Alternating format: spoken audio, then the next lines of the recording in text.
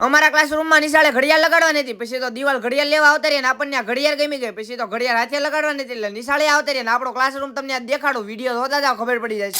તો કેમ છો બધા મિત્રો, મજામાં દેશો? આપણા નવા મિની બ્લોગમાં તમારું બધાનું સ્વાગત છે. બપોરે જમી કરીને બેહી ગયા નાની દુકાને, ધ્યાન રાખો.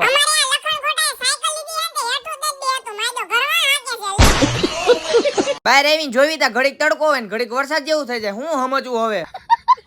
આપણો ભાઈબંધ સૂરજ આવ્યો, પછી તો ગાડી કાઢી નીકળી ગયા દિવાલ ઘડિયાળ લેવા. આવતા રહ્યા દિવાલ ઘડિયાળ લેવા, પછી તો અમને ઘડિયાળ દેખાડી દીધી ને આપણને ઘડિયાળ ગમી ગઈ. કેવી લાગે જરાક કોમેન્ટ તો કરો. ઘડિયાળ ગમી ગઈ લઈ લીધી, ગાડી કાઢી નીકળી ગયા નિશાળ બાજુ. આવતા રહ્યા આપણા ભાઈબંધના ગોડાઉને, કારણ કે પાના પકડ ને એવું લેવાનું હતું, પછી તો પાના પકડ ને એવું લઈ લીધું. હવે નિશાળ જવા. આવતા રહ્યા અમે બધો સામાન લઈ નિશાળે, કારણ કે ઘડિયાળ લગાડવાની.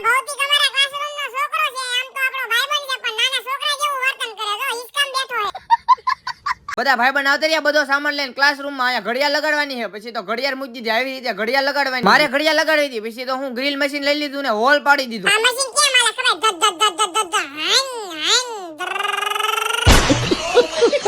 ઘડિયાળ લગાડવાની હતી, પછી આપણા ક્લાસરૂમમાં ઘડિયાળ લગાડી દીધી. જોવો મિત્રો, અમારો 12મા ધોરણનો આવો કઈ ક્લાસરૂમ છે, કેવો છે જરાક કોમેન્ટ તો કરો.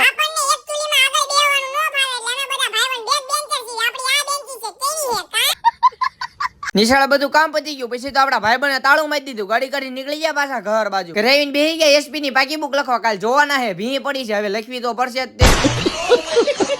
એસપી ની પાકી બુક લખતા લખતા હાંજ પડી ગઈ. હાંજે પાછા મોટી દુકાને બેહવા આવતા રહ્યા. આઈપીએલ મેચ ચાલુ હતી, તમને ખબર જ હશે કોણ જીતું, તમે બધા ફોલો તો કરી નાખો.